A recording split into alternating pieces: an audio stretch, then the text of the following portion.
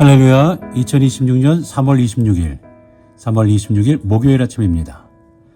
지난밤도 잘 주무셨나요? 성도들을 찾아가는 말씀, 오늘 말씀은 사무엘 하 15장입니다. 어제 말씀에 이어서 사무엘 하 15장 말씀 13절에서 37절의 말씀을 가지고 다윗의 피난, 광야의 길에서 다시 배우는 믿음 함께 나눕니다. 인생에는 다시 가고 싶지 않은 길이 있습니다. 여러분 어떠세요? 한 번이면 충분하다고 생각했던 그런 길이 있죠. 다윗도 그런 길이 있었습니다. 바로 광야의 길이죠. 사울에게 쫓기며 광야를 헤매던 그가 이제는 자기 아들 압살롬에게 쫓겨 다시 광야로 갑니다. 한때는 말 한마디로 나라를 움직이던 왕이 이제는 맨발로 울며 예루살렘을 떠나야만 합니다. 근데 오늘 본문은 우리에게 중요한 사실을 보여주죠. 광야 길이 끝은 아니라는 거예요. 하나님은 그 광야에서 사람을 다시 만드시고 무너진 믿음을 다시 세우시고 잃어버린 중심을 다시 붙잡게 하시죠. 그래서 오늘 말씀은 이렇게 묻습니다. 무너질 때 우리는 무엇을 붙들고 있습니까? 광야에서, 광야길에서 하나님은 우리에게 무엇을 다시 가르치시려고 하시는 걸까요?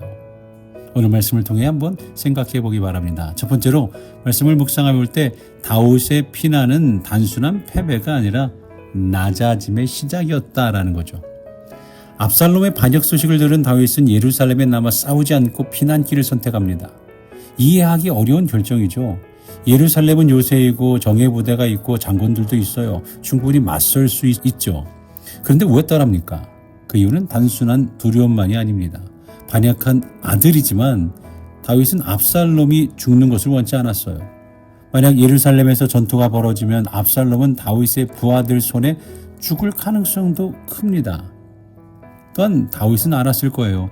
이 일이 단지 정치적 위치가 아니라 하나님 앞에서 자기 죄의 결과와도 연결되어 있다라는 것을 말이죠.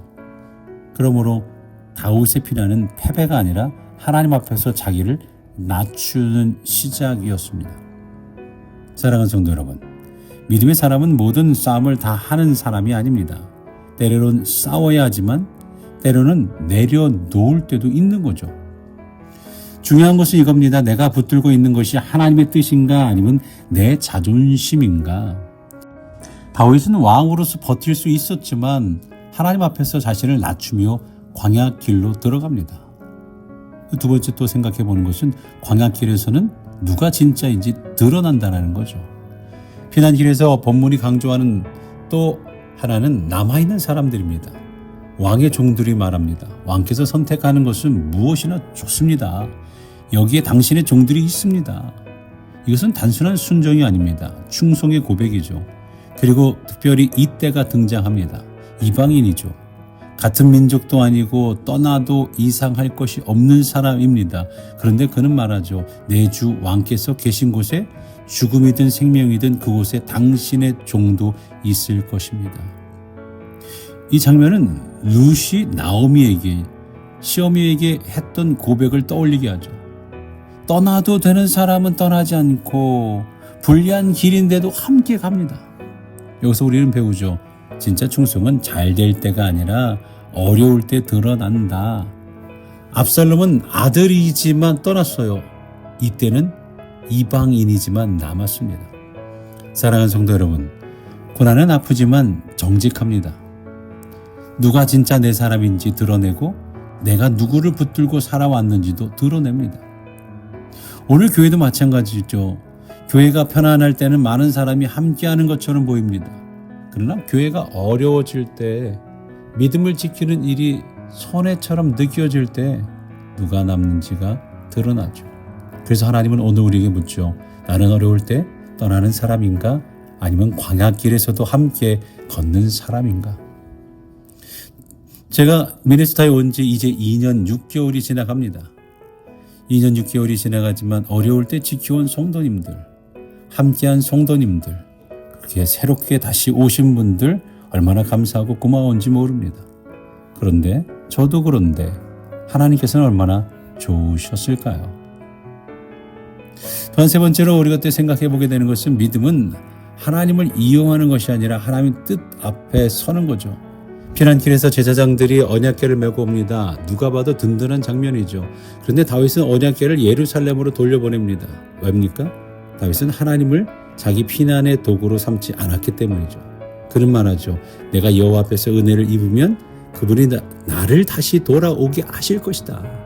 그러나 그가 나를 기뻐하지 않으시면 주의 눈에 좋은 대로 하실 것이다.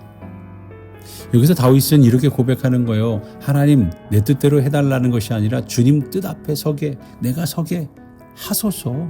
그렇게 서겠습니다. 이게 믿음 아닌가요? 믿음은 하나님을 내 계획 속으로 끌어오는 것이 아닙니다. 내가 하나님 뜻 앞으로 들어가는 거죠. 우리도 위기 속에서 하나님을 찾지만 실제로는 하나님보다 결과를 더 붙들 때가 많습니다. 그러나 성숙한 믿음은 말합니다. 주님, 내가 원하는 길보다 주님이 좋게 여기시는 길이 더 선한 줄로 믿습니다.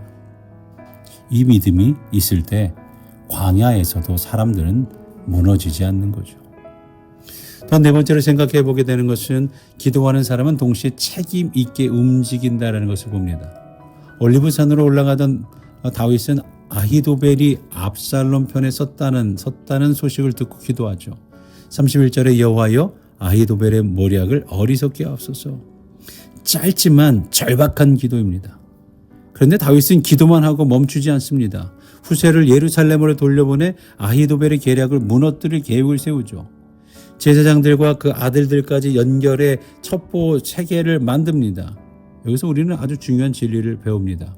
믿음은 기도만 하는 것도 아니고 행동만 하는 것도 아니라는 것. 더 나아가 기도하면서 움직이는 거라는 거예요.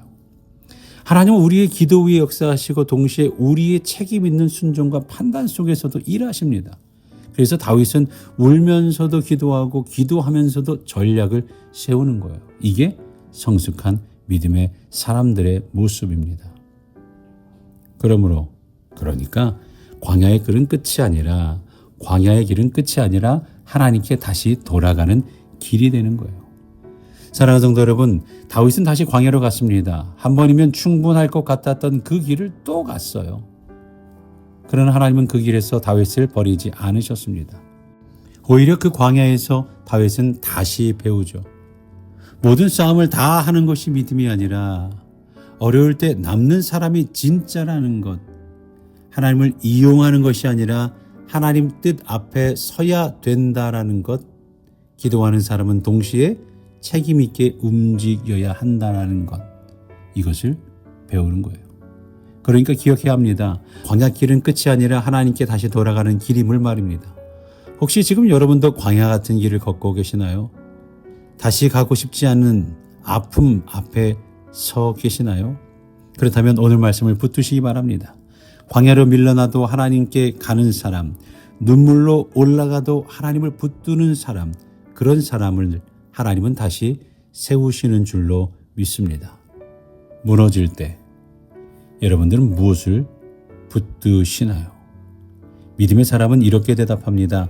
광야 길에서도 나는 하나님을 붙듭니다. 오늘 우리의 길 가는 길에 광야가 있을지라도 그것이 끝이 아니라 하나님께 다시 돌아가는 길임을 기억하며 주님의 고난에 동참하면서 그 끝은 부활임을 기억하는 하루가 되시기를 간절히 축원합니다. 기도합니다. 하나님 아버지, 다윗의 피난길을 통해 우리 자신의 길을 돌아보게 하시니 감사합니다. 우리도 다시 가고 싶지 않은 광야의 길을 만날 때가 있습니다. 그때 낙심과 원망에 빠지지 않게 하시고 그 길에서도 하나님을 더 깊이 붙들게 하여 주옵소서. 어려울 때 떠나는 사람이 아니라 끝까지 남아 함께하는 충성된 사람이 되게 하시고 우리도 이때처럼 룻처럼 고난의 길에서 믿음을 지키게 하여 주옵소서. 하나님을 내 뜻에 맞추려 하지 말게 하시고 오히려 주님, 제가 여기 있사오니 주의 뜻대로 하옵소서라고 고백하는 믿음을 주옵소서. 눈물로 기도하게 하시고 기도한 뒤에는 책임 있게 행동하게 하시며 우리의 순종 속에서도 하나님의 뜻이 이루어짐을 보게 하옵소서. 우리의 광야 길이 끝이 아니라 하나님께 더 가까이 가는 길이 되게 하시고 결국 하나님께서 다시 세우시는 은혜를 경험하게 하여 주옵소서. 감사하며 예수 그리스도의 이름으로 기도드렸사옵나이다. 아멘.